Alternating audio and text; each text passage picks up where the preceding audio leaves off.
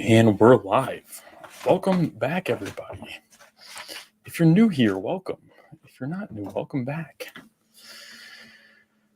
We got a great show today, but maybe not the longest show, maybe a shorter show. I was pretty busy this morning, so I couldn't really prepare anything.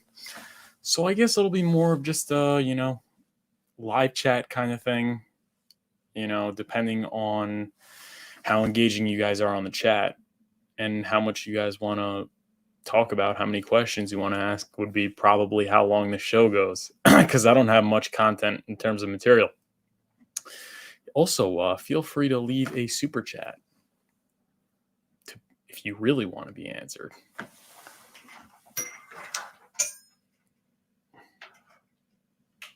That's way better. Ted Cash. Hello, everyone. Hello, Ted. Thanks for tuning in. Ted, I didn't see you last night for the late night stream. Was it too late? Was it too late for the late night? We had a special late night stream with Ben Dubard.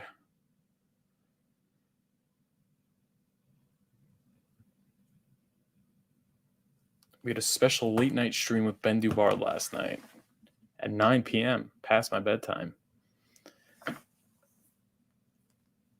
And pretty much everyone that was watching is not really like a regular here, so that was interesting. But yeah. Also, the Telegram, the TikTok and YouTube Shorts Telegram is at 194 members. We're trying to get to 200 by today. So if you guys are not in the chat, you better get in the chat. You better get in the Telegram. That's right. Yeah, Ted, I switched it up. It's a new. I accidentally made a channel instead of a group chat, but now it's a group chat. So get in there and start popping out those shorts. And if you guys can't pop out the shorts, you can still like the shorts. You can still repost the shorts and TikToks. You can still comment on the shorts and TikToks and get a lot of engagement.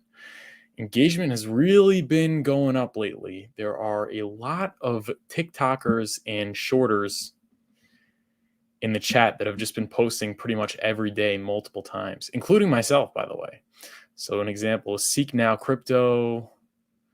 We have Charlie 2020, Joey Dutch Hexagon Joey. I haven't seen him post in a while, but he's been active in the Telegram. Jerry, Seek 5555, Dutch Coin Queen. We got a lot of Dutch people. The Dutch people really put the pedal to the metal. Furu Finance has been active. Ethan, shout out to Ethan Hex Whale at Hex Whale on Twitter. He's been great. So yeah, guys, get in there. Let's make this Telegram 200 because I've been just really impressed by by the efforts of Hexicans with the TikToks. And a lot of them are very good. A lot of them are very professional. Some aren't, like myself, and hopefully we'll get there one day. But I'm getting a little better at it, which is great. But yeah, shout out to that. And we got 12 watching. Jerry Oaksmith, I'm not a regular. No, I see you a lot though. I think you were there last night. Shout out to you. And Chad Donnerschwans. Chad, I didn't see you by the late night stream. Did I? No, you might have been there. I don't even remember. It was past my bedtime, okay? Did a special late night stream with Ben Dubard. And tonight, I'm going on Matty Allen's Game Theory Gang at 7:30 p.m. Eastern Time. So you guys better check into that. Matty Allen's Game Theory Gang. This is my debut. It's my debut on Matty's show. Matty's been on here 3 times. I've never been on him. So make sure you guys tune in and show your support. Anyways, yeah, let's just get into the charts. Bitcoin. This is a great opportunity for me to display my technical analytics knowledge. Right now, the Bitcoin looks like it's forming a rising wedge, and it may break to the downside. Not such a significant rising wedge, though. Early stages of a rising wedge. Is that a rising wedge or a bear flag? I say rising wedge because look, that looks like it's going up. And then it should break down to over here, I guess. See, it's very silly, the whole rising wedge thing that they say it breaks down, because it just basically means it's going up and then it's going to go down because it can't go up forever. So usually when it goes up, it goes down. Maybe a little bit of a rising wedge, but we have been holding at the resistance. We did not get a clear rejection. We did not get a clear rejection of the resistance right over here at 21. We wicked above, came right back down. I was watching Gareth Soloway. He says if we get above this resistance, then we could be bullish. Even though he was calling 9K. So he's sort of pivoting, kind of, which is what really all traders do. So shout out to Gareth Soloway. We are at his resistance point. I like Gareth Soloway. He's really interesting to listen to, but I don't like that he encourages trading. So yeah. That's where we are right now. Maybe if we just, I was actually talking about this with Ben last night also. I spoke about this yesterday on the show. The bear market is not over, but the bottom may be in. I think there's a very good chance the bottom's in. And the only thing that's preventing me from conclusively saying the bottom's in would be that Richard Hart said the bottom's not in. But maybe we go all the way up to here. Again, we haven't seen really much action since that pump. I think that we are going to get a rip your face off rally sometime soon, and then we're going to get heartbroken by a serious dumpage. If we could just dubiously speculate, as Benjamin Cowan says, I like how Benjamin Cowan says dubious speculation. We could say that maybe we're going to have a rip into the next CPI, and then maybe this coming up CPI print or the one after, we're going to have a little bit elevated inflation, because it's not going to go straight down every single print. And we've had three straight that were going down. So maybe we'll get like a little higher than usual, and the markets are going to get spooked that the Fed is going to keep raising. Maybe we're going to get another 50 or another 75 even. And then the market's going to crash. Or maybe we get like a couple more CPIs lowering, and then everyone goes long, and then we get the Fed saying we're going to keep it, or we might have to raise another 25 basis points. And then everyone's going to get scared, and then we go back down from 35 to 22, and the bottom's still in at 15.5. Or we go down from 35 to 18. Who knows? Nobody knows. Nobody could predict the market. If there was someone out there that could predict the market, he wouldn't be telling you. And if he told you, he wouldn't be able to predict the market anymore. So that's really Bitcoin. I think we deserve this relief rally. It's been bearish news since probably the past like 5 months. We haven't had anything. So I think we're going to keep on pumping. I think we should go at least to like 27, 28,000, but this all is just numbers taken out of my butt. But yeah, that's really it for Bitcoin. Nothing much has changed, so not many more lines to draw. I know, actually, you know what? People are talking about the RSI.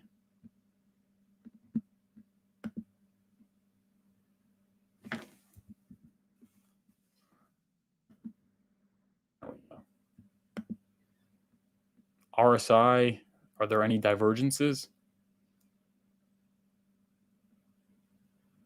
I mean, there could really be a, I guess if we go down, there's a bullish divergence, because we have a high and then higher high. Shoot, what did I just do? High, then higher high. High. Can't believe I'm doing this. High, and then no. It already sort of, nah. I guess maybe lower high. Fine. Get rid of this for, yeah, that would be the bullish divergence. And then maybe we could be having a pullback to maybe 19,000. Then we form a cup and handle pattern. right? We form that cup and handle pattern, break the cup and handle, and go all the way up to 27. Whoops. Yeah, how about that? Maybe this bearish divergence print is going to give us a cup and handle. A bullish divergence will give us the cup and handle, and then we go up to 27. Because that would be so disappointing if this is all a relief rally. Like, really? 15,000 to 20,000? That's not enough. We need people to say that the bull market's in and we're going to all-time highs, okay? It's not enough. We need more. This is not enough. Be very disappointing if that's all we get for a relief rally, especially with the 6.5 CPI. So this is the call, guys, which is probably going to be wrong, and you guys should never, ever trade. But the call is we go down, we form the bullish divergence, confirm the bullish divergence, cup and handle right back up to 27,000. Then maybe we'll go down at 27,000, right? Maybe we'll go down, but maybe we won't go down. It depends on if we go down or not. So yeah, that's Bitcoin for you guys. Let's take a look at the chat and see what you guys are saying. Guys, please chat a lot. Please send some super chats. I didn't do a lot of show prep, so it might have to be a short show unless you guys ask me a lot of questions and give me money. No, I'm kidding. I'm not kidding, but ask me questions for real. Let's see what you guys are saying. Are we allowed to watch stream completely naked? Absolutely. Especially you, because you're awesome. Hi, Furu. Nice to catch you live. Nice to catch you live. Ted Cash, Furu Finance. Thanks for the heads up. We'll be sure to tune into Maddie Allen's live stream. Correct. If you guys didn't hear in the beginning, thank you for bringing that up. Ted Cash is always on the money. He's always got my back. Maddie Allen, Game Theory Gang, tonight at 7:30. Furu Finance, Ben Dubard, and the great Maddie Allen. He's becoming the great because he's been here since day one and new people are coming in. Reminder, obviously, go to the, I don't know, it might not be in the chat anymore, the Hex TikTok and YouTube Shorts link right here. Just sent it out. We're trying to get to 200. People are doing some great things in that chat, and we're going very viral. And I was thinking the documentary would probably be a nothing burger at this point, but if we promote it with the shorts and TikToks, it could be a something burger. And ENJ Gold just joined your chat room. Thank you. Appreciate you. Jerry Oaksmith, the bottom is not in. Why, Jerry? Why is it not in? You can't say because Richard Hart said so. Tell me what is going to be the trigger for the cascade, or tell me why. Because we pumped less. Why do we need an 85% dump if we only pumped, we pumped 100x last cycle, and this cycle we only pumped 17x. Bottom to top in Bitcoin was a 17x. So when you pump 20% of what you did, meaning you pumped 80% less than you did in 2018, why can't you drop 5% less? Not fair? Is that not fair, Jerry? I don't know. Let me know. Chad, good workout. Good workout. Does dead cat bounce have a TA chart pattern? Yes. It just, you don't know it's a dead cat. Oh, you're saying like it's like there's some way of being able to tell whether or not it's a real pump or a dead cat bounce? Absolutely not. There's no, even the TA patterns can't tell you if something's going to go one way or the other. Nothing can tell you. There's no way of predicting the market. The only thing you can predict is if something's going to go up or something's going to go down, which you also can't really predict, because there are things that happen in the future that you couldn't have predicted that made the chart go down. For example, a good example was the Ukraine war. Did you know, I mean, unless you were like an insider, you didn't know that Ukraine was going to get invaded by Russia and that would spook the markets. Did you know that, was there a pattern for Luna's depegging? Were you able to see in the charts that the Luna chart would depeg? There was no technical projection for that. So if you can't project those, then you can't project anything. It's technical analysis is nonsense. Again, I just do it because I'm bored and you guys like it. Davis, gang. Thanks for coming in, Davis. Are you related to John Stamos? No. Did we just become best friends? I don't know. That might be someone else. No. Scamface, greetings. Go follow Scamface on TikTok, please. The bottom cannot be in because Richard Hart would be wrong for the first time. That's not true. He's been wrong a couple times. I mean, he was wrong about the top, sort of. Technically. He was more right than everyone else, and he's still the most right person. But he's been wrong. I remember when Hex went down to 20 cents, he said, we're going up from there because the technical target, because it was the top of the previous run up, so it couldn't go any lower, and it did go lower. So he's not a god. He's a legend. He's not always right. And I'm not always right. I might be wrong. Honestly, that's the only thing that's making me say that. Oh, just kidding. Sorry. It's the only thing that's making me say that I might be wrong.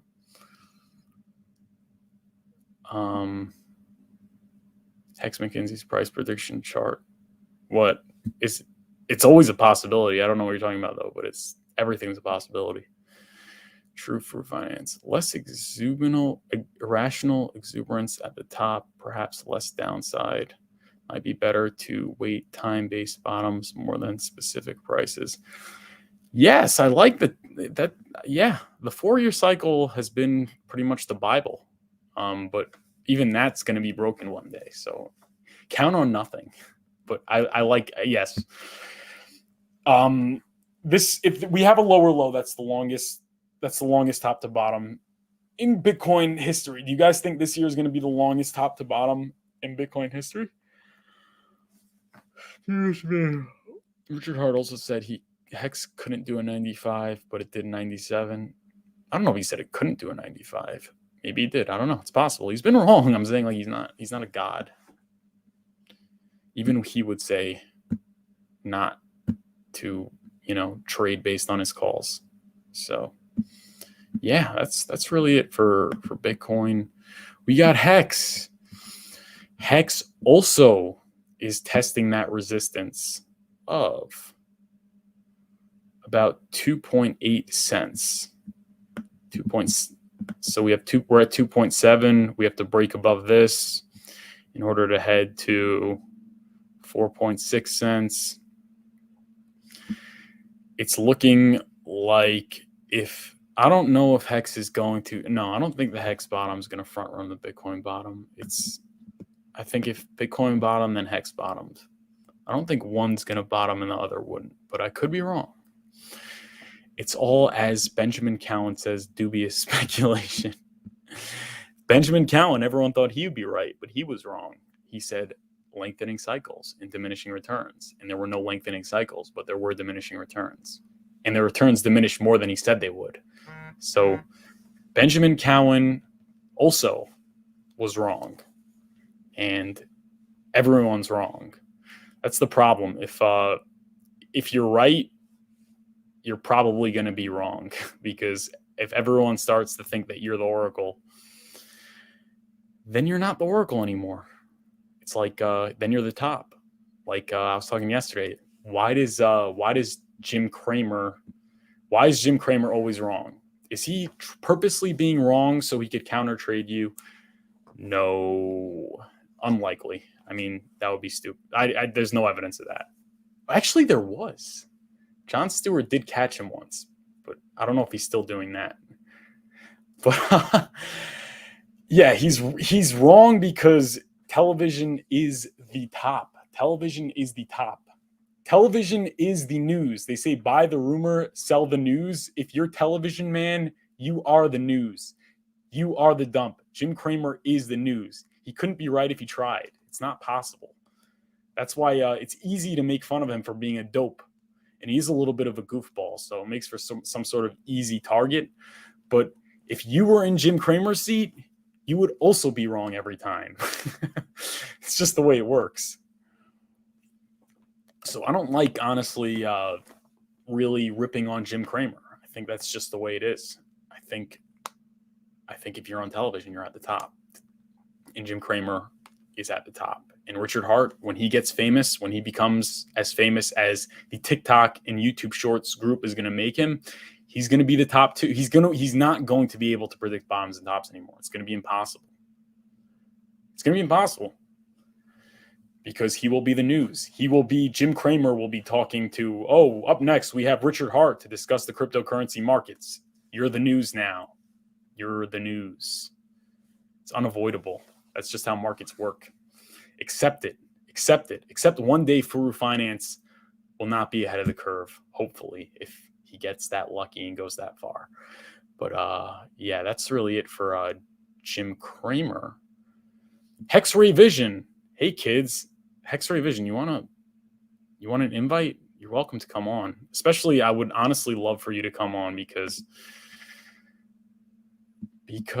I didn't do much prep, so please come on. But no pressure. But that's the rules. I invite people.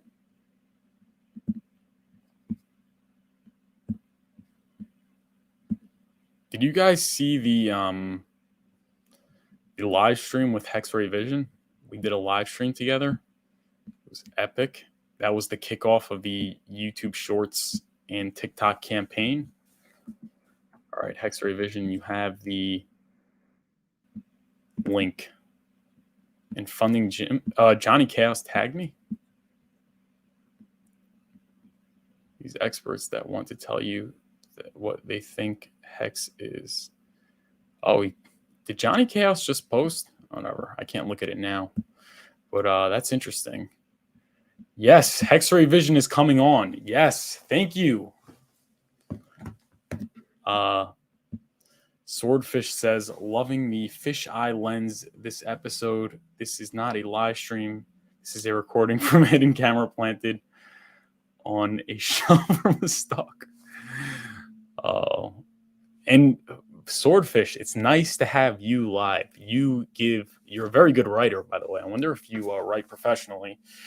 Swordfish is in my comments, and he writes very nice, very thought-provoking comments. So keep it up and stay in the live stream more often.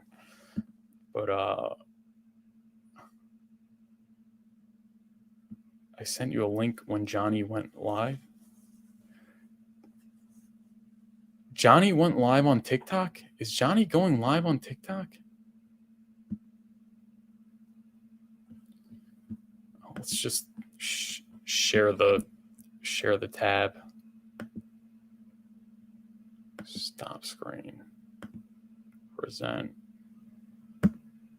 Share screen. Chrome tab.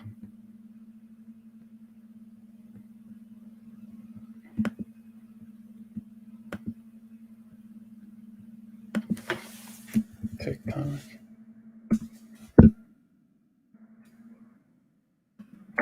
Hex Fabio.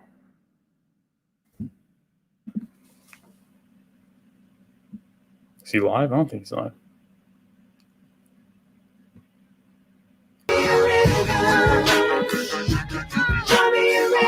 That's a good one.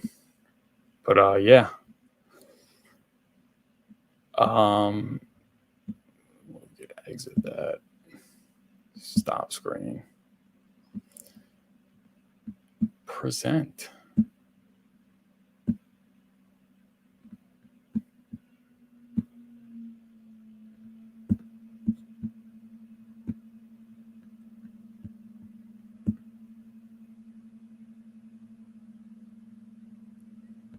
What's going on Twitter?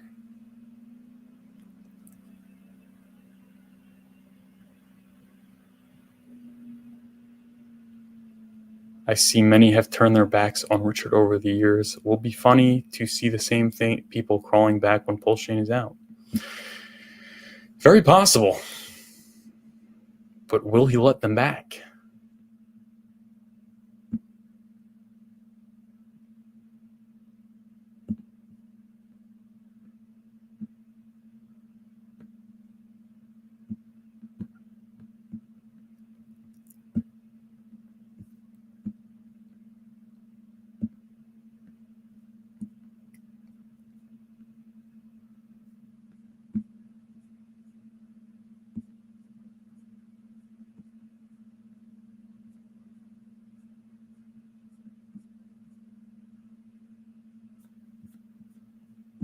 Tether. They're saying Tether's going down. This is a fantastic piece. Everything connected to Tether fraud is cancer. They were one of the first regulators to put together something, and that attracted FTX. Yeah, good job there, bringing in more frauds on top of Tether. So Tether, what's it called? Tether, I'm not buying Tether's going down, by the way.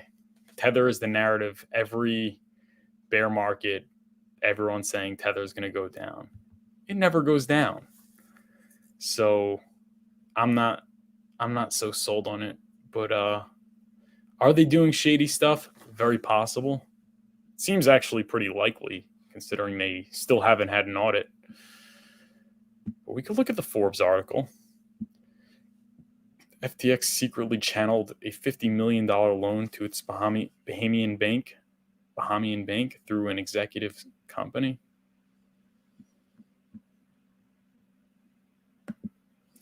In late 2021, Daltic was well on its way to becoming one of the world's consequential crypto banks, but it needed money.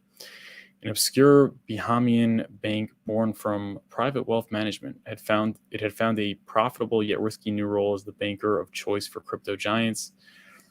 After signing on Tether, a wildly popular asset-backed stablecoin that has been dropped by traditional financiers, Daltic amassed a roster of white-hot clients, among them the $32 billion crypto exchange FTX, then one of the largest.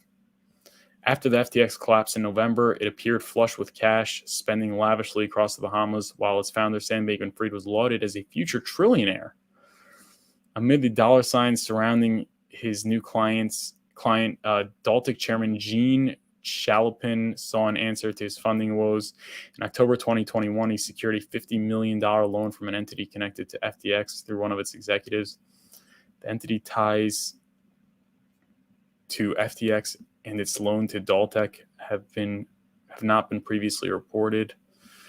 Now, as investigators sort through the rubble of the biggest financial catastrophe in recent memory, Daltic is emerging as a central figure in the scrum of lawyers, banks, and unwitting associates FTX pulled into its orbit, and its fate, once hitched to the exchange's heady ascent, it is now caught in cataclysmic downward spiral. Further complicating matters are a handful of transactions between FTX, its sister trading arm Alameda, and Chalopin's company. I don't know. Who cares? Hot take, Tether's not going down. Tether, I do not believe, is going down, but that doesn't mean anything. And I think the bottom's in.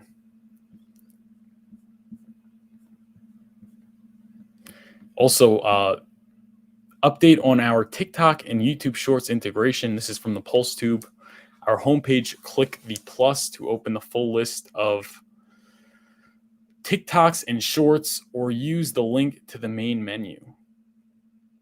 Look at that. They got it on the front page. TikTok and YouTube Shorts. Yeah, this is an interesting one about, I call him the clown. So he makes the free mint token. But I kind of respect him because he's down to embrace his role as the villain. There are many people out there that are pretending, I guess, to be Hexicans, and they kind of just want to make their own coin, and they know. So this was the question, and I actually made a poll about it. It was whether or not it would be better if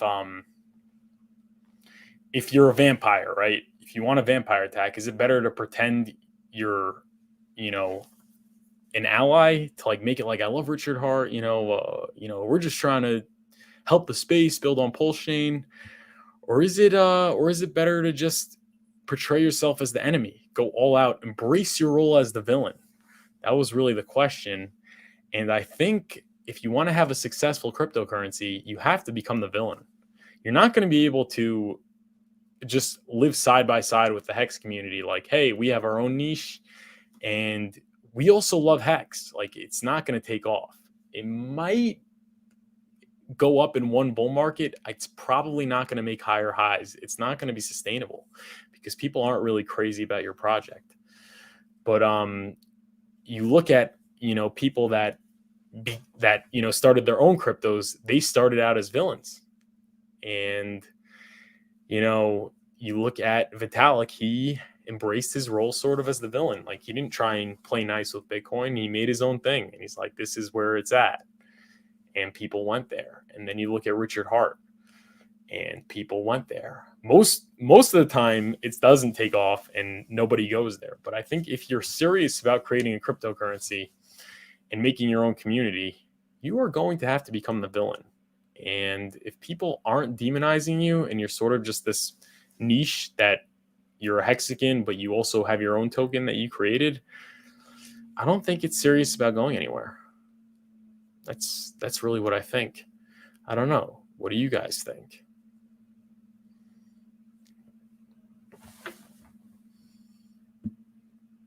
We have had Tether FUD for years now.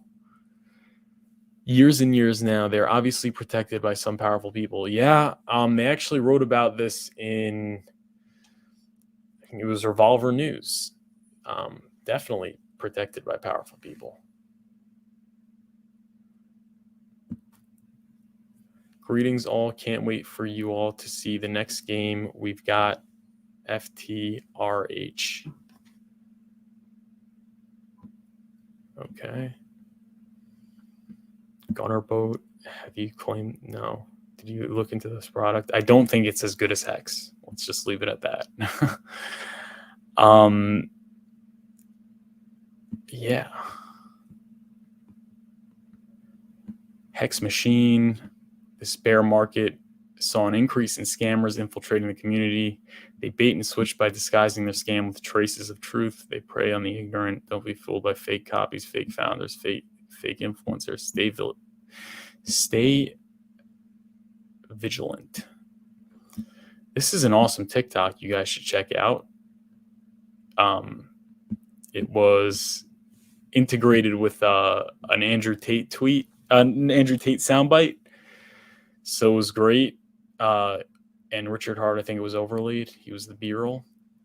A lot of these Andrew Tate, Richard Hart things are taking off. I think if you want to talk about getting engagement, the best way to get engagement is to use Jake Paul or Andrew Tate. They are engagement juggernauts. They are virality juggernauts. Like, if you do a couple videos of them, you're probably going to get one that gets over 10, 50, even 100,000 views. Ethan came out with another Richard Hart Tate template TikTok with the video game playing on the bottom, which was awesome. He's doing some great work, really great work. And I actually uploaded this clip to TikTok of Richard Hart talking. And let's see how many views it has.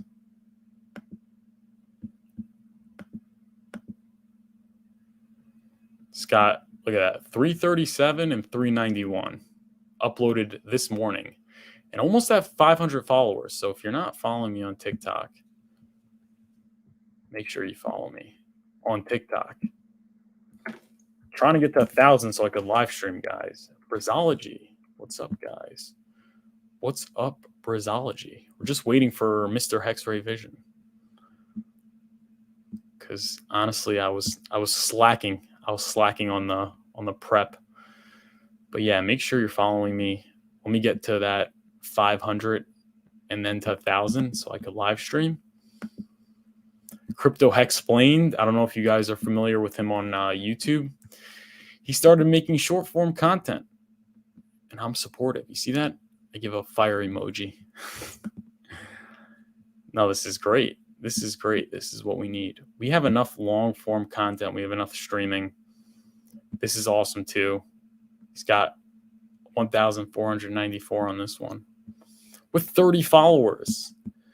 Tell me where in the world that's happening on regular YouTube. It's not. And Hexray Vision is here. Ooh. Sorry.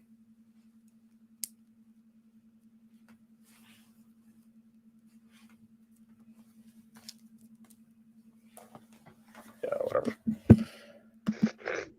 Hey, how's it going, man? Hey, good morning. What are you up to?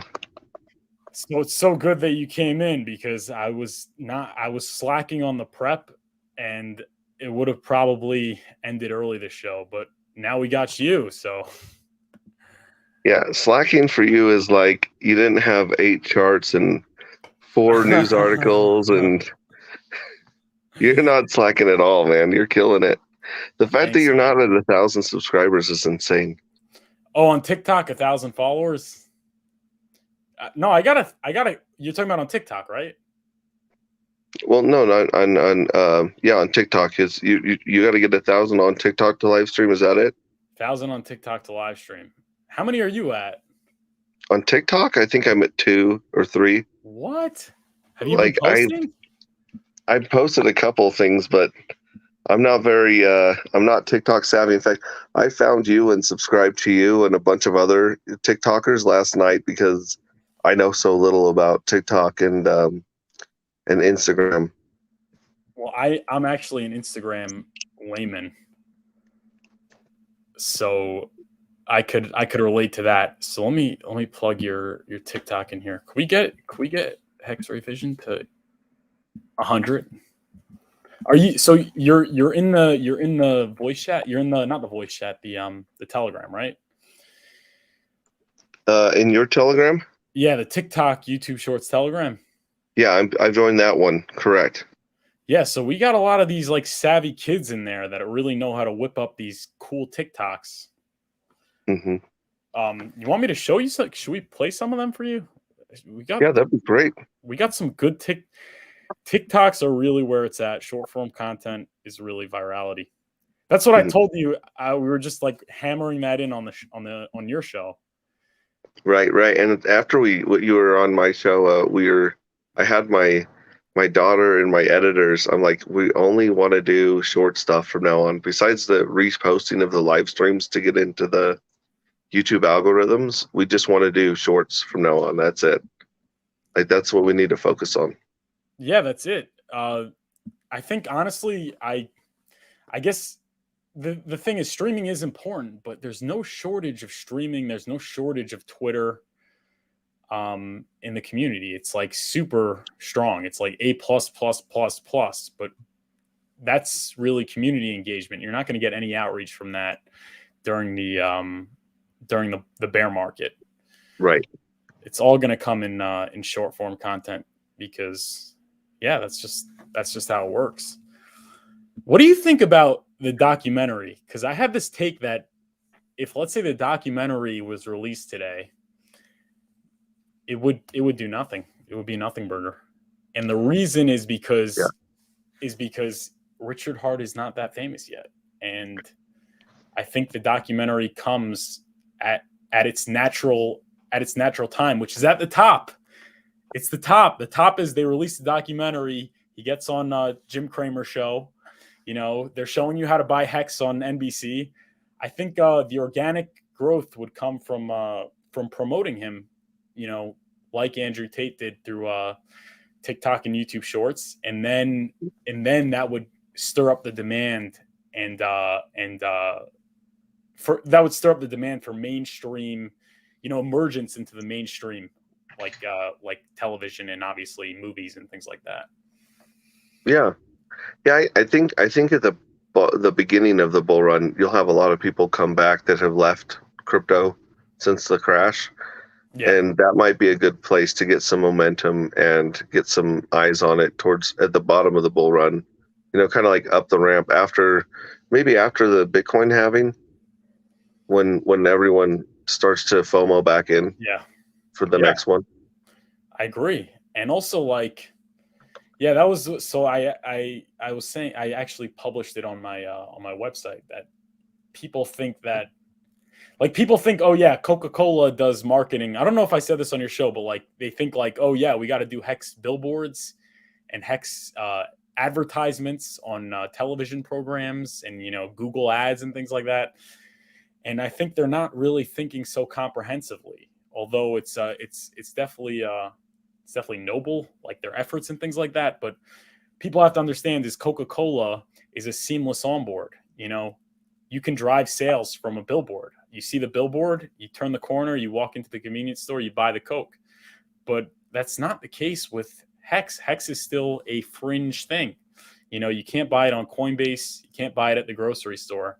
You have to have a MetaMask, ideally hardware wallet. You need to be able to use Uniswap. You need to already be able to use centralized exchanges. The best way to really market it would be to go after. And also the price is down 95%. And everyone likes to say logarithmic chart and, bottom to top and not top to bottom. But like, go tell your Aunt Sally that.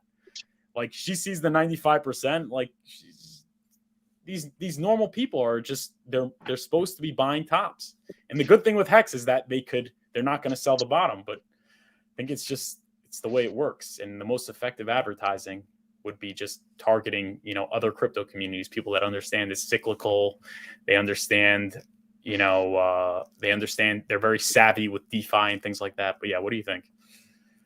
Well, I think that the huge learning curve of onboarding someone is something that we're going to be focusing on this month when I go over to North Carolina. I'm going to be meeting with Rags to Riches, Adam from Furu Finance, and reaching out to other people that have put together really good onboarding courses and tools like Crypto Coffee. And we're going to try to figure out the best way of really figuring out how to explain this to the masses, finding some onboarding tools at scale. And once we do that, it really doesn't matter what walk of life you're in, because this is the technology we want people to use, just like email and the internet back in the day. People, unless you figured out how to get on the internet, you just weren't.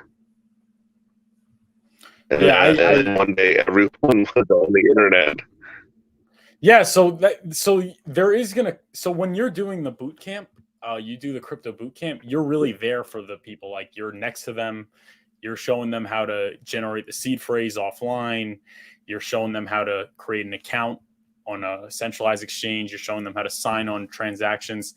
It's a very, very rigorous and it's a very detailed sort of course.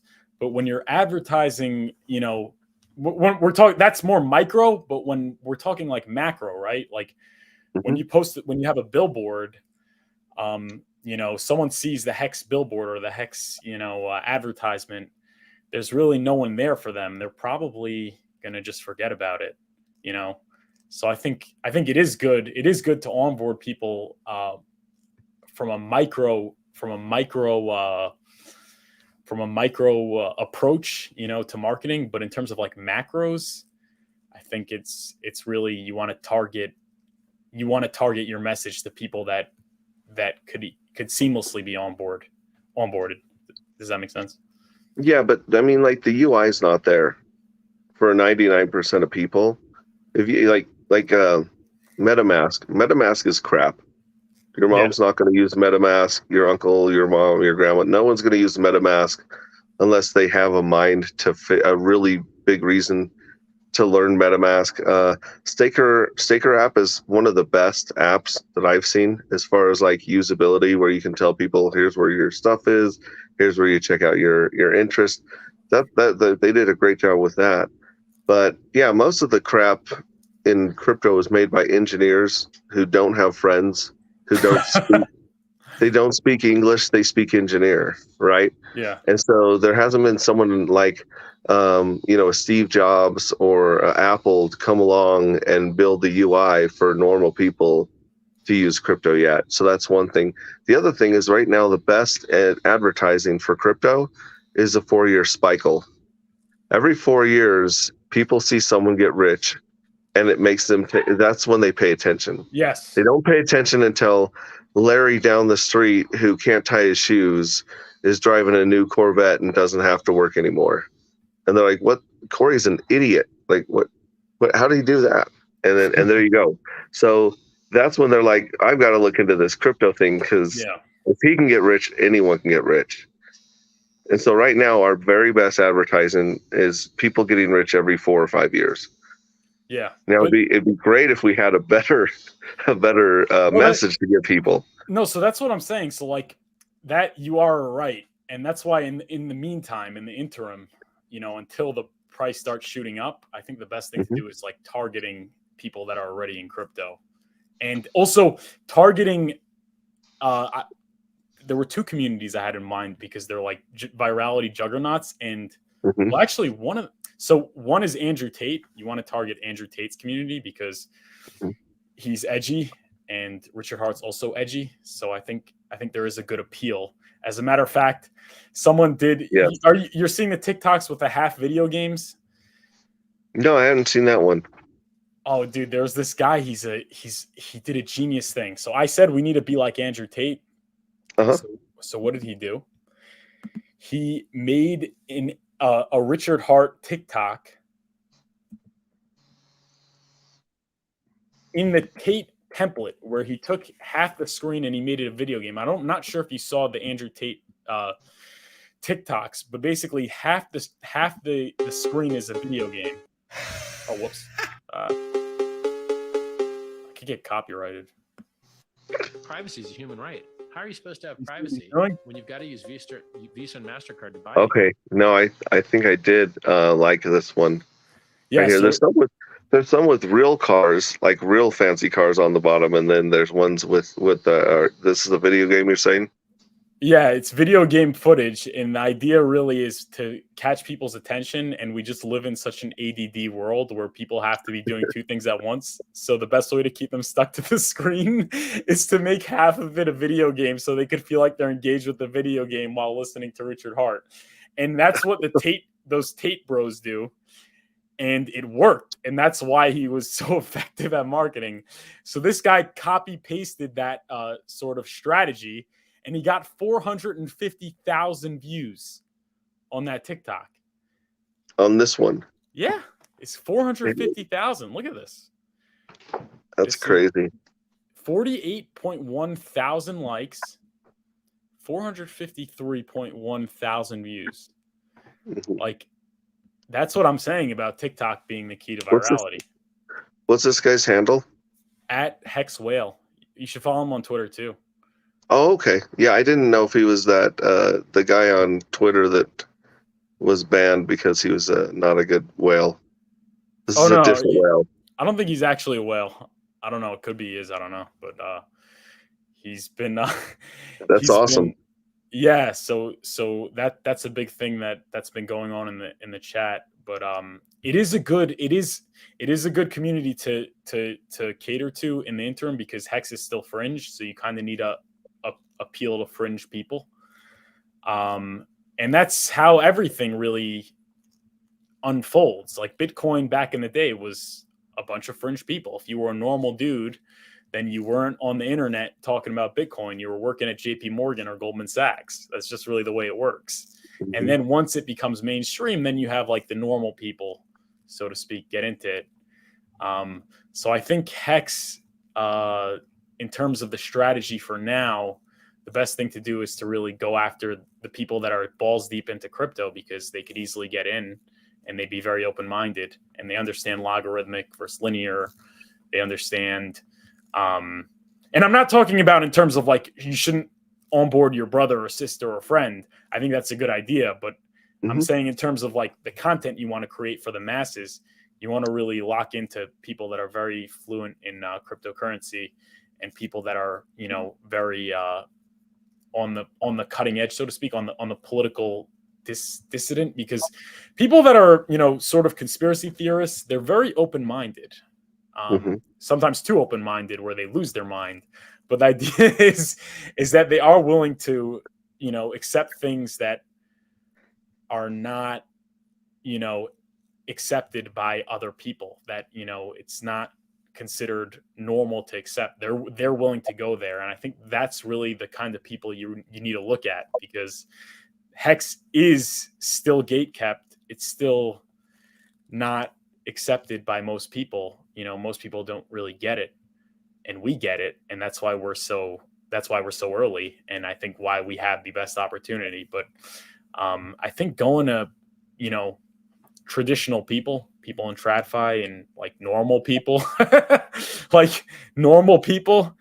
it's going to be very difficult. But that's going to change when the price goes up, like you said. Like that's going to change, and that's the point where like Normal people are going to be like, show me how to use the MetaMask. Show me how to use the hardware wallet.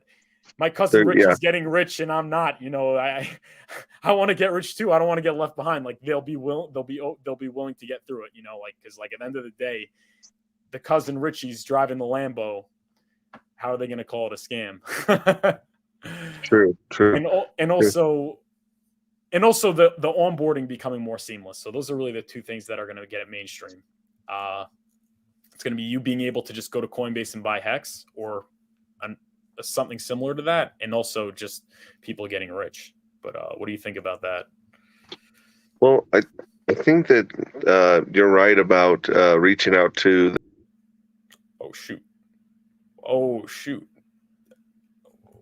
Did I just remove him?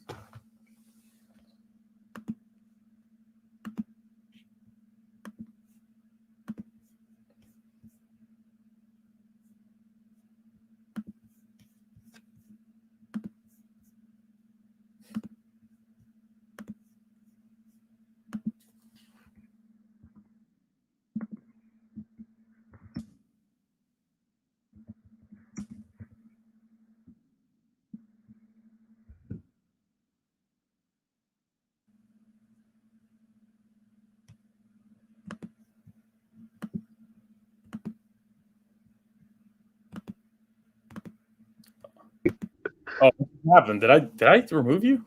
No. I rug pulled myself by trying to pull up chat on my phone. Oh, sorry.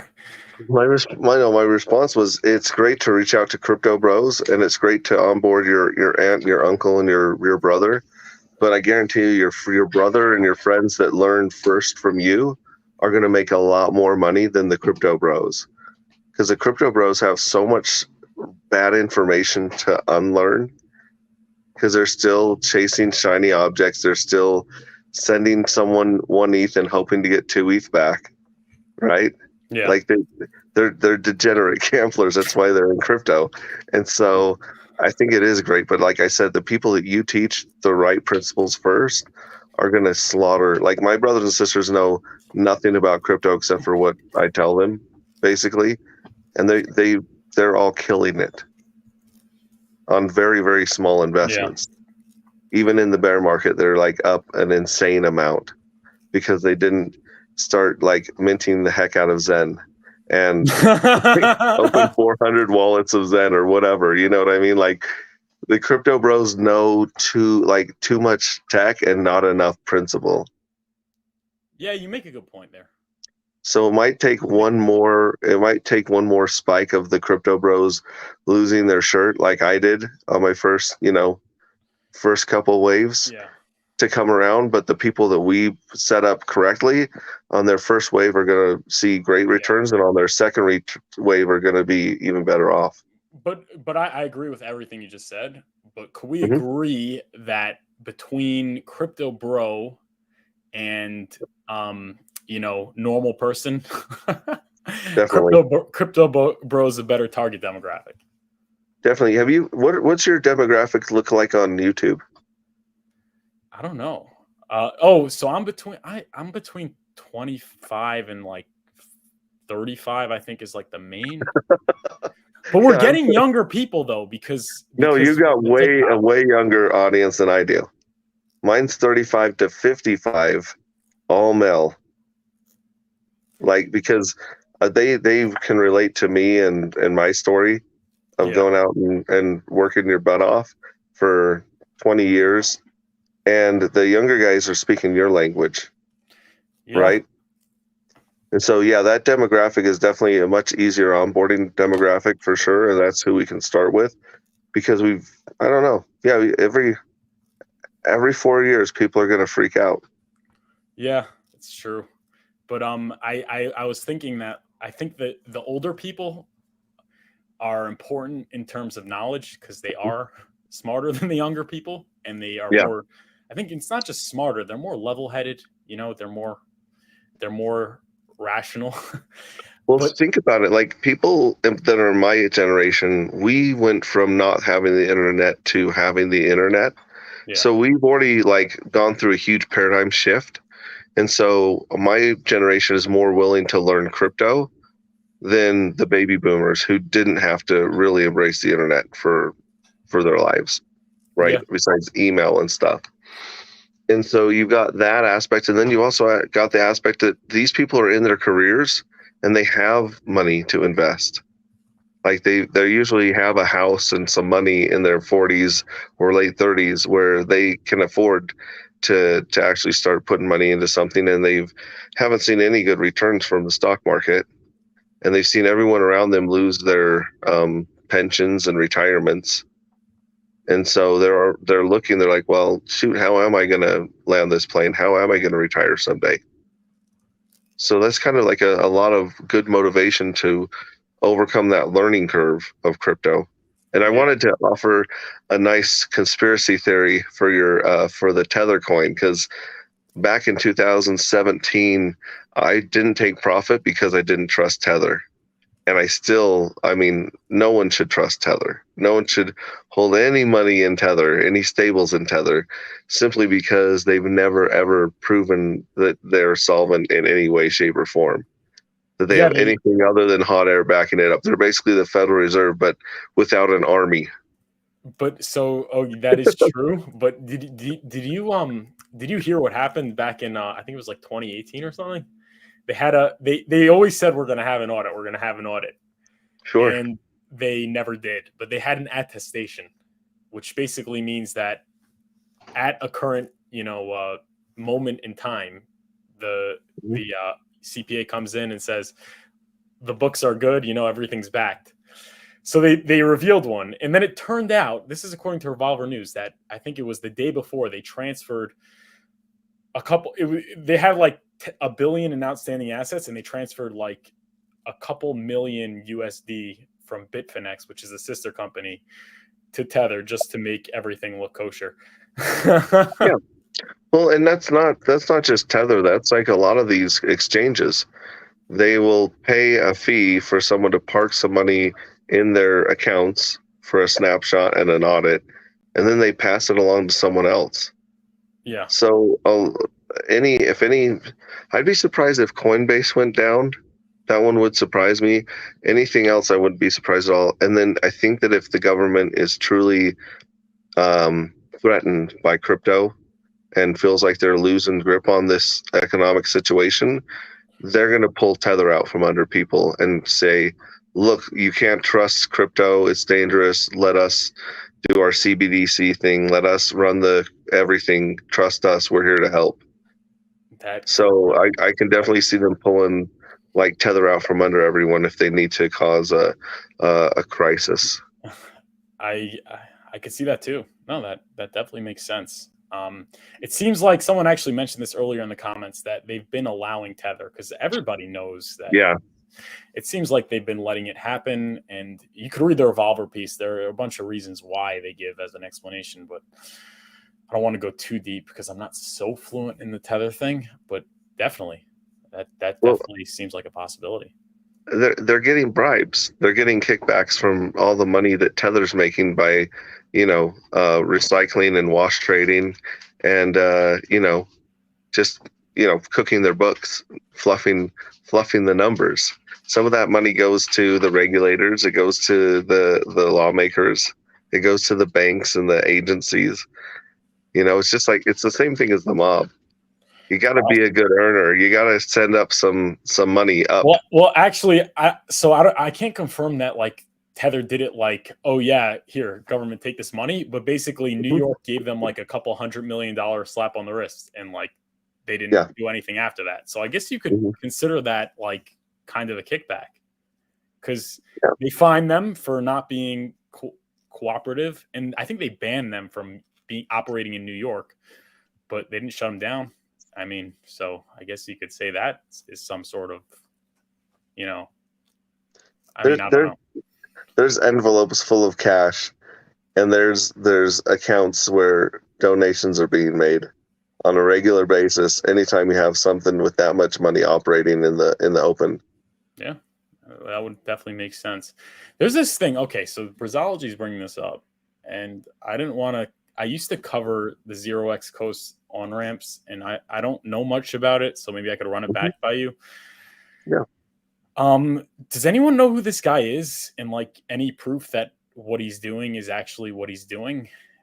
Because it's a little bit weird that there's like this anon saying we're talking to regulators and we're going to have this stable coin, and he also sort of has his own coin that he made. And I don't know. I mean, it's possible there's proof, but it seems a little fishy that, I don't know. What do you think? I think there might be some good reasons that he is anonymous until he gets some of this stuff off the ground. But like, is there any like documentation of anything of the work being done? Yeah. I don't know. I've just been taking his word for it and hoping that he actually does this on-ramp and off-ramp because we're so desperate for one. And the way he expressed transferring money to yourself to avoid the KYC and all the regulations made a lot of sense. Because basically you're transferring money into another account that you owned, which requires a lot less, scrutiny and regulation. And once it goes into that account, it's basically locked up and produces the stable coins on the crypto side. That's the tech that he's making. He's saying it's a wire transfer to another account that you officially own that creates a stable coin. Yep. This smart contract is like has an oracle to that account that this amount was deposited, and then it's locked. And I don't know. Yeah, that would be the way you get it out too, though, is you would be burning your coins and they would be showing back up in your bank account. So isn't that really what I understand? True USD does that? I think Funding Jim talked about True USD. TrueUSD uses another form of something. I've listened. I do not understand TrueUSD at all. I just know that Funding Jim likes some of the stuff that's connected to it and how it works and how it's insured, or how it's part of the legacy system. So he thinks it won't get it's going to be left alone, so to speak. And I'm doing a horrible job of explaining TrueUSD, so I definitely don't understand it as well as Funding Jim. All right, I guess. But the truth is, if we can get a stable coin or a super duper collateralized stable coin like liquid loans, or what's the one right now on Ethereum, Liquidity? Liquidity, yeah. That's what liquid loans is forking. Yeah. So if we can get something like that on a Pulsechain where we don't have to trust a company to have their dollars backed, then that would be the best case scenario, I think. Yeah, so I guess there is that liquid loans. Could it keep the peg? They say it could, and it has on Liquidity. So I don't know. I'm not an expert, but I guess that would be good. But I don't know. The 0x Coast, I used to cover it and get hyped, but then I'm thinking it's Anon, who he's been getting a lot of clout for this. I mean, he's been getting a lot of followers. It's probably brought a lot of attention to his coin. And he's able to get through and build inroads with regulators. I don't know. I would need to see more. I'm not trying to allege that he's a scammer or he's not a scammer, but the fact that there's no suspicion from anybody, unless there's something that I don't know, but everyone seems to just be taking his word for it. And I don't know. I don't want to make allegations that aren't true. So, but I would ask the people that are shilling his Twitter and stuff, if they know something, maybe he's really getting stuff done. I don't know. But I used to cover his tweets the way I cover Havid Hex and what's her name, KDP, because they have good Pulsechain updates. And then I'm like, I don't really want to cover this anymore. But I don't know. Maybe he's doing some good work. Who knows? That's a really good question. Is if someone is claiming to do something awesome like the fiat on ramp and off ramp, then we really should be asking for some proof of verification of the work, or is this guy just blowing hot smoke up everyone's butt, or and he has his own coin. Has he really got something going on? Yeah, I don't know. It's very sus. That's a really good question. Yeah. I don't know. I guess I don't know. Maybe ask Havid, or I don't know, some of these people retweeting, because you got to be responsible, folks. But he's saying he doesn't trust him. He's been promising the world yet providing nothing. I'm the only person that's ever called him out. Okay, so I guess you're not alone now. I don't want to. Again, I don't want to make allegations on him, but it's certainly given him a lot of clout and brought a lot of attention to his coin. Yeah, maybe I should just start promising stuff. Like if you want to get to bump your numbers, just start promising stuff. Yeah, right. Why are you doing all this work, like researching articles and trying to bring value? You could just be like, hey, everyone gets a pink pony at the end of this. Yeah, right. Everyone gets maybe I'll make my own coin and no expectation. No, I'm kidding. No expectations, guys. Well, you were just talking about those that choose. You can choose the villain role, or you can choose the friendly role, vampire attack. Yeah. That's really interesting, because I mean, I've got my coin. I've got a token I'm working on that I've been working on for a while. Ooh. And the thing is, like, I want to stay close with the Hexicans. I want to continue to provide value and share the love if I can. But I do know that the second that that thing's ready to go, it's going to be, people are going to be drawing lines in the sand, so to speak. And that's just crypto. I think so you're talking about Texan? Mm-hmm. Yeah, Okay. well, Texan token isn't my token at all. I'm just a big fan of Texan, and I've worked with getting as many people on board as possible with Texan, because they're trying to onboard a whole community into crypto that's not no coiners. Mm-hmm. And so I like the tokenomics of Texan and the flexibility that it brings to the Hex staking ladder, because the Hex staking ladder is measured in time, and you can build a scraping ladder with Texan that's built in size, if that makes sense. Yeah, I don't think Texan's gonna make it though. Yeah, who knows? It's crypto, right? Like stuff dies on the vine, and stuff that shouldn't make it. Like some of the meme coins that made insane gains last year, there was no rhyme or reason at all for them to make any money. I think though, if you want to make it, you do have to kind of draw the line in the sand and become a villain, Mm-hmm. so to speak. And that's what happened with Richard Hart. I mean, he did do that, and it ended up working well, but it usually doesn't work out well. But I guess we'll see. I guess so. Like I said, I'm never going to stop onboarding people into Hex, just based on the way I've seen it work, And so whether I'm shunned or banned from the community, I'm still going to keep onboarding Hexicans. Yeah, you're locked in, man. You can't leave. It's kind of my deal. So, but do Hexicans get it for free? Do they get mine for free? Yours for free? Yeah, I'll have a claim phase for Hexicans and Texicans and Pulsechans, and anyone who sacrificed for PulseX, anyone with state Hex, anyone with state Texan is going to actually get the most valuable thing in my tokenomics. So they're not just going to get like some dust. They're actually going to get the Rolls Royce, like the most valuable thing in my entire ecosystem is what I'm going to be giving people for free at the beginning. I'll take it. So they can sell it for whatever they want. But basically, I would liken it to like Michael Jordan rookie card, right? I want to be giving those out at the beginning, and if you take that to the pawn shop and you sell it for $10, that's on you, bro. Like, yeah. But it's crypto. Crypto's crazy. Crypto's hard. Software's hard. Community building is honestly the most important and the hardest part of crypto.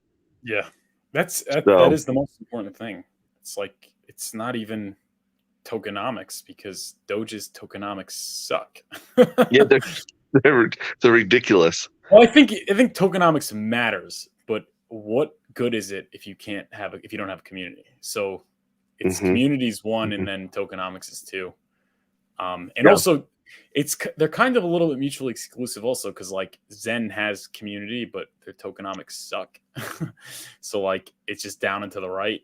So I guess maybe they're both very important, but yeah. The tokenomics of the What's-a NFT are really, really good.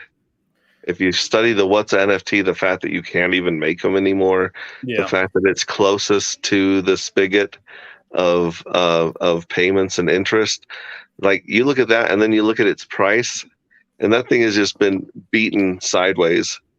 In the price of the Acosa, or sorry, the Acosa token has been taking a beating, and that's kind of where the value's coming into the What's-a NFTs.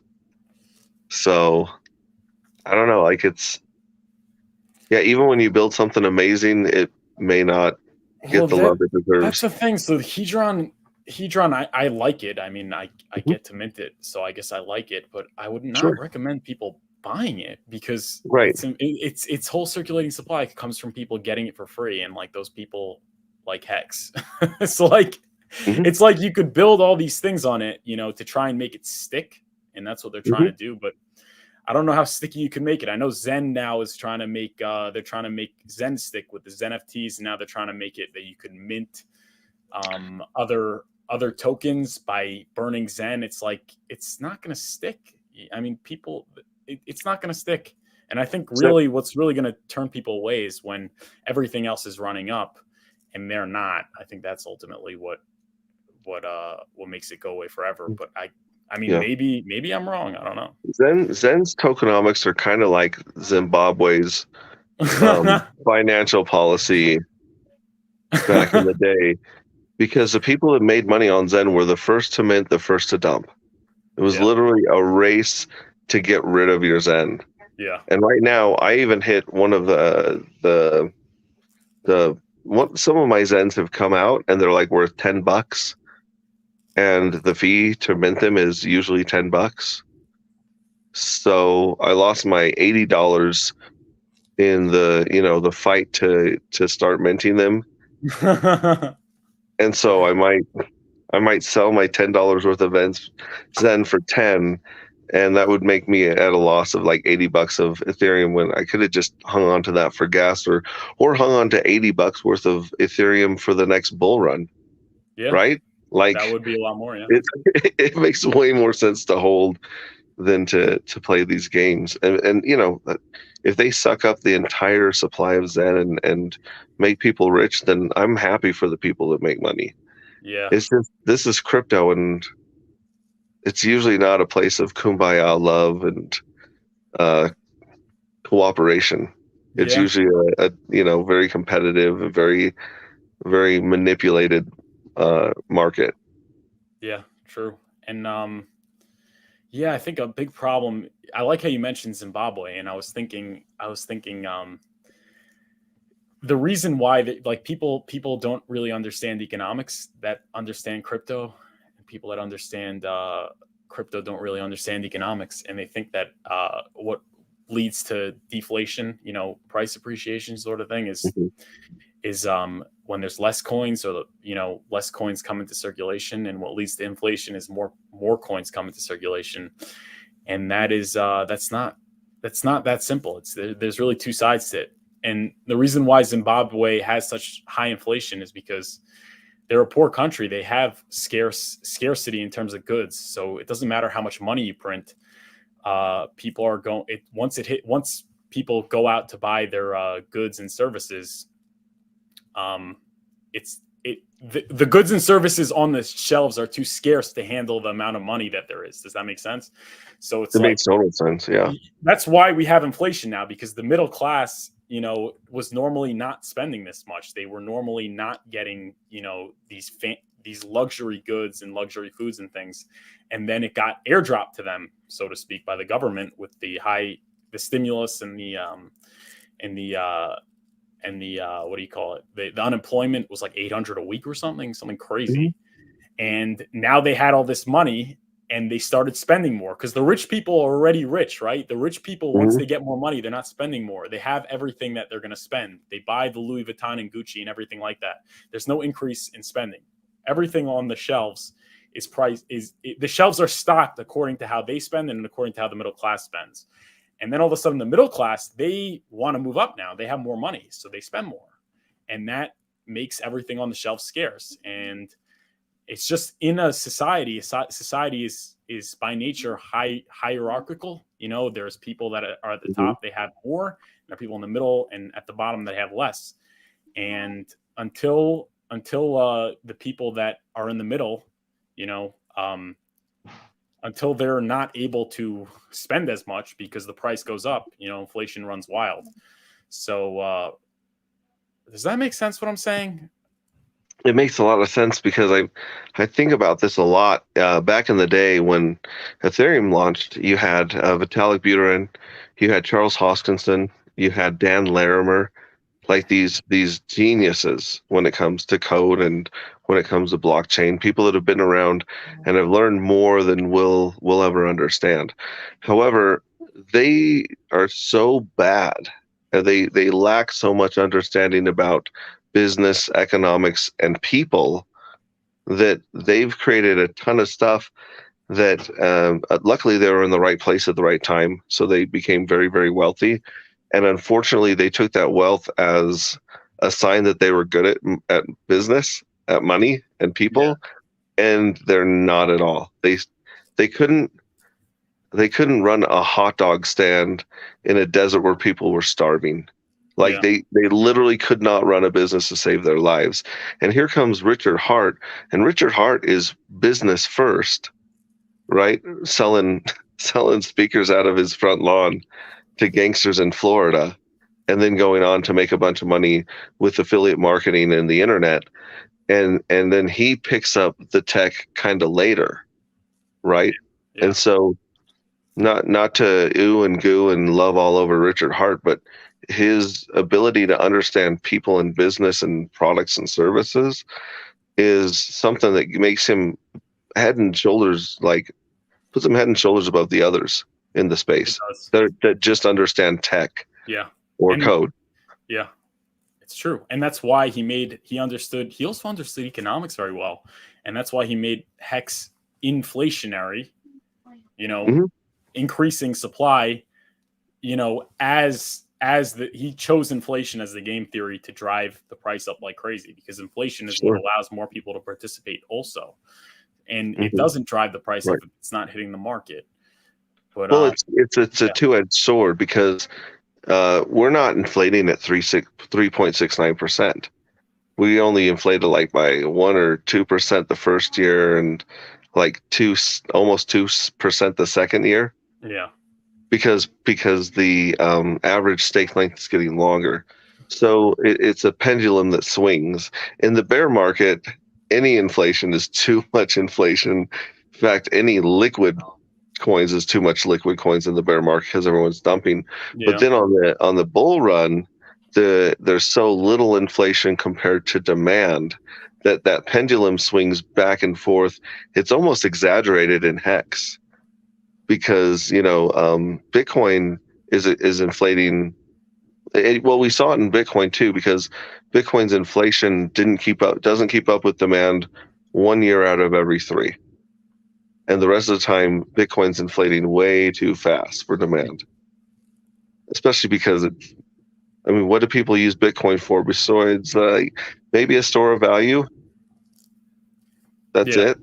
Yeah. They don't use it as a unit of account, an exchange. They don't exchange value for it. They buy it and they don't sell it. Yeah.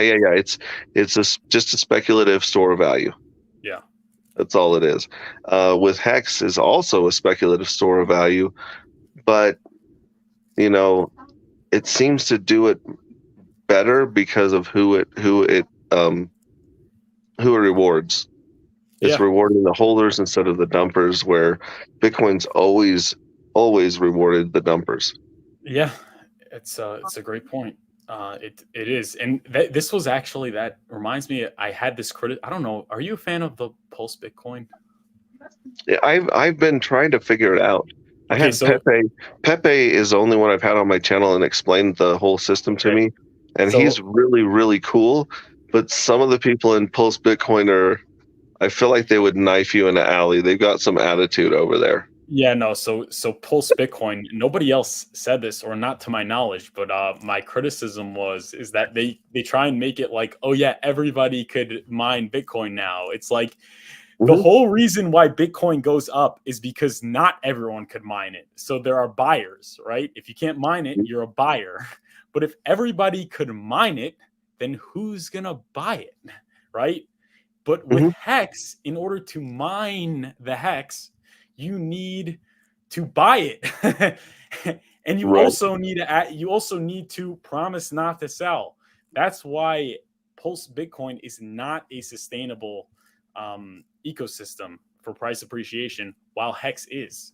That was an interesting criticism that I had of it that I haven't heard anyone say.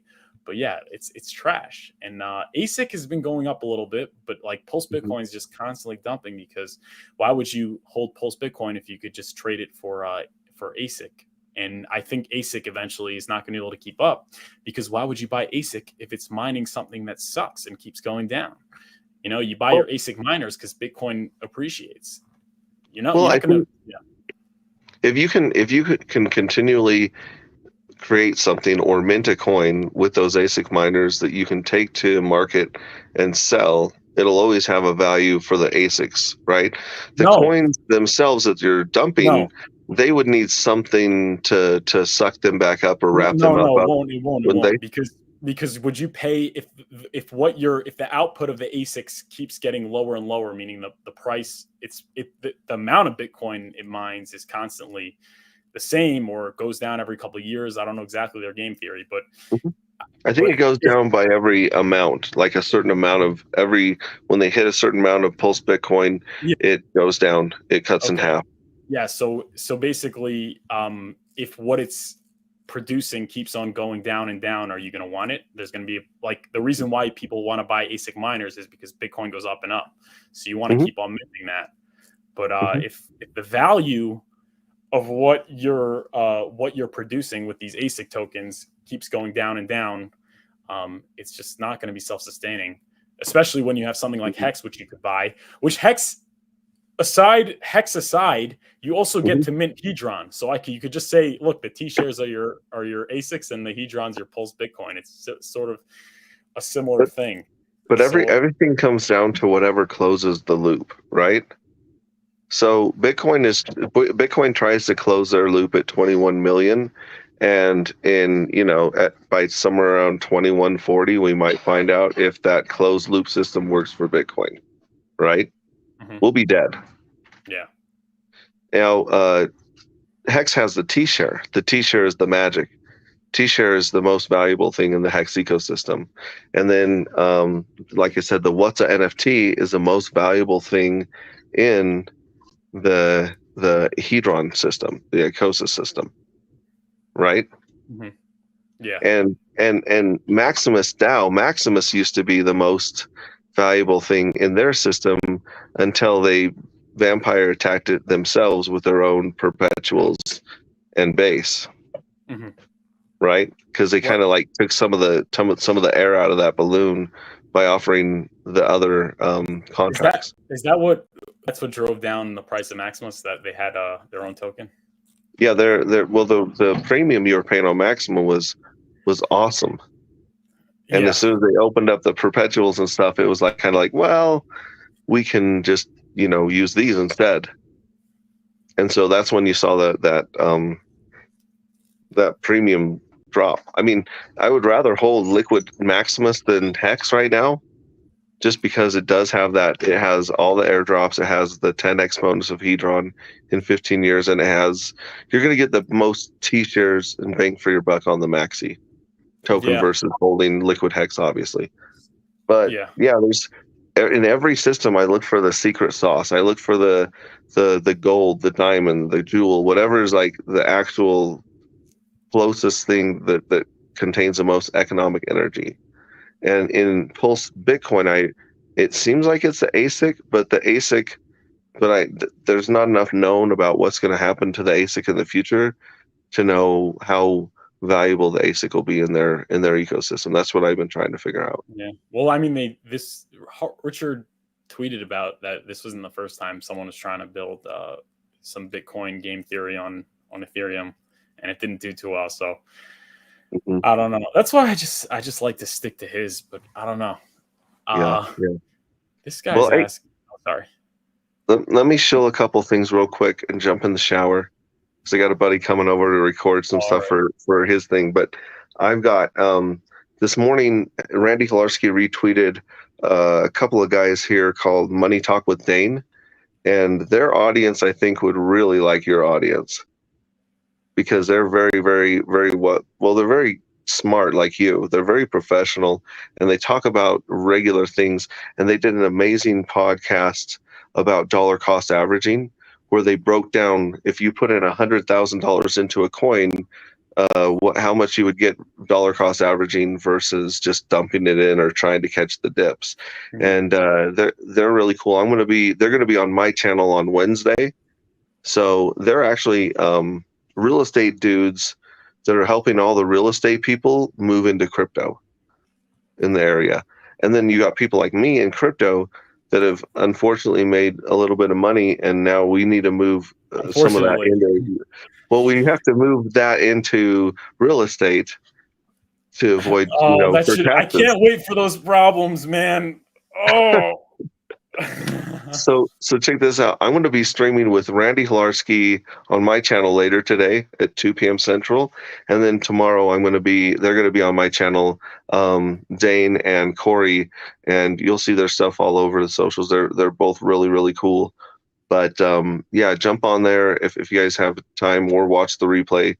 There's a lot of replay watching here in YouTube because there's just so much content to go through, and And I'm going to try my best to get more involved in the TikTok scene and start promoting and sharing your TikToks and the other TikToks in the space. Well, if I go to TikTok, what's the best thing I can do as a Hexican? What buttons do I push? How do I promote your stuff on TikTok? You could repost. You press share. You press the share arrow and then repost. So that gets that gets what you reposted to all your followers. There's also obviously like and comment that drives up engagement and post. So just literally, you don't have to forget about like all the fancy stuff with the green screen and these overlays and music. Just film yourself for 60 seconds or less and just say a thought that comes on your mind and just post it. And the more engagement you get, the more of an incentive you're going to have to really becoming savvy in it. That's why I tell people that start off on YouTube or any social media platform is the best thing you could do is just post.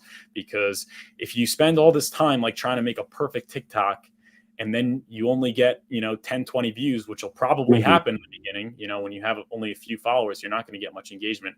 You're just going to be disparaged. So the best thing you could do is first get decent viewership, and then once you're getting a couple hundred views on a TikTok, which happens probably within less than a week, because the algorithm sees you're posting, you could get decent viewership very fast. Then you'll start wanting to learn because that it's going to be delivered to a lot of people. That's what I say. Just film yourself for 60 seconds. That's it. So this is very similar to Twitter. The same buttons that you'd hit on Twitter, you're wanting to hit on TikTok. Yeah. But the thing about Twitter is obviously Twitter is inferior for outbound marketing. That's and it's not trendy. TikTok's trendy. I wanted to say this, like, this is what's good. You want to get the young people, because even if the young people don't have a lot of money, they make something trendy, and then older people want to come because they feel like, hey, I want to feel. It's like they want to be with younger people because feel young and it's trendy. It's that's why it's important to be on TikTok. And Twitter is the dumpster fire that we dance around.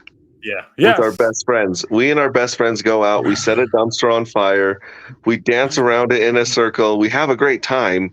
Yes. But we're not people aren't wandering into the hood at midnight to dance around a dumpster fire with us. But it is where you find out the hottest stuff first. It's where the inside knowledge hits Twitter first, YouTube second, and then I don't even know where to go after that because that's where I focus. TV. It used to be that YouTube was the trendy thing. Like, remember, like the Harlem Shake and all those things, like those broke. But it's over. You can't organically grow on YouTube anymore. It's just right. It's people have to realize that, and I think people are realizing that because it's really taken off, this TikTok thing. Well, you're doing amazing. Like, your take and your approach and your tone are going to help bring a lot of normal people and serious people into this space where there's a lot of crazy hexicans that they've got their flavor, right? Yeah. So what you're doing is awesome. I really appreciate it. And anything I can do to support you, let me know. Appreciate you. Thank you. I really appreciate that, and I appreciate you hopping on such short notice. You saved the show. Well, I'm just gonna switch over to my OnlyFans and then take off my clothes and get in the shower. So baby. I'm always working. You just need to know. You need to know what platform you're supposed to be on. Yeah. All right, man. Take care. Hey, thanks, man. All right, be in touch. All right, Hex-Ray Vision there for you guys. Excellent show. I guess we could go through little comments before I log off. Please hit the like and subscribe button. And also, guys, please become a patron, okay? And you get a free consultation, and you're going to get a free live course, which I haven't put in the Patreon yet, but you get access to the Furu Finance Discord where I'm messaging everyone there. And I just messaged my 2 patrons. Shout out to them, Yinon and Peter. We appreciate them. But I just messaged them that, what's it called? That we're going to do a live course on cryptocurrency and Hex. So it's either 10, 20, or 30 a month. You get the live course, you get the Discord, you get all the added benefits. You get discounts on consultation, and you get an hour consultation free, which is like $100. Okay, so $100 consultation. Instead, you just become a patron for 20, and hopefully you don't rescind it, but you can rescind it if you want. And that's what you should do. And obviously, once you go on Patreon, just email me for the free consultation. I'll send you a link. We'll get it started. But posting it over here. If you want to do a consultation, furufinance@gmail.com. Become a patron, free course, free consultation, access to the Discord, discounts, shout outs. Sunday Zoom meeting for patrons. We're going to do a Sunday Zoom meeting where all the patrons meet and we talk stuff. We could do price predictions. We could talk about whatever you want to talk about. So yeah, be sure to do that. I only got 2 patrons so far. So if I could score a patron by the end of this show, that would be awesome. Please hit the Patreon, become a patron. Ted Cash, know the difference between outreach marketing and community engagement for finance. Yes. Humberto Gonzalez, cheers from sunny Miami. Cheers, brother. Thanks for tuning in. Please like and subscribe. Furu Finance, can you ask him about 3.69 inflation? If OA burned his coins, what would be the 3.69 of remaining supply or total original supply? Jack Levin is criticizing in the hex code. Well, he doesn't know what he's talking about. If he burnt all the coins, it would be 3.69. I think it would be the total supply. It would be 3.69 of the total supply. Of the remaining supply, which is the total supply. So that means that you would be earning, I guess, slightly more. Wait, I don't know. I can't do the math now. Right now, you are earning more than 3.69 because most of it is liquid. If that gets burnt, then most of it is staked. So does that immediately mean? I don't know. It's a good question. I really don't know, but it doesn't matter because he's not burning it, and it doesn't matter. And his coin sucks, but yeah. And 50 beautiful souls watching this Furu Finance live stream with Hex Version. Please hit the like button and share. Agree. Hex will moon this week. I hope so.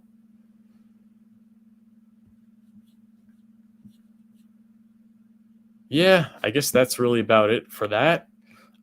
Please become a Patreon. Please like and subscribe. And if not all that, I guess the one thing I'd shill is join the TikTok and YouTube Shorts group. Link is right here. So far, we're at 195. We're trying to get to 200 by the end of the day. So yeah, if you could join that, that would be swell.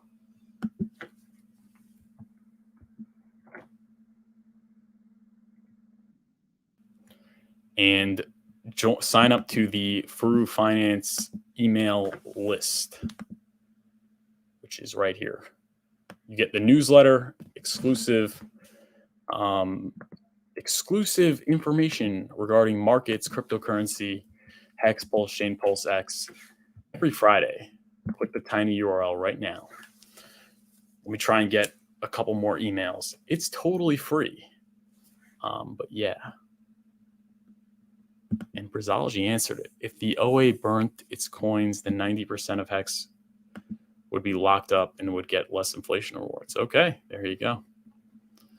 That's that. So I'm okay with the O, but that's if the OA stakes, you get less inflation rewards. If the OA burns the coins, do you get less inflation rewards? Maybe you would. I guess you would. But yeah, thanks, Brazology. And guys, please hit the like button. Please hit the subscribe button. Please click the tiny URL. Sign up to the newsletter. We'll see you tomorrow at 12 p.m. Eastern Time. Have a great rest of your day.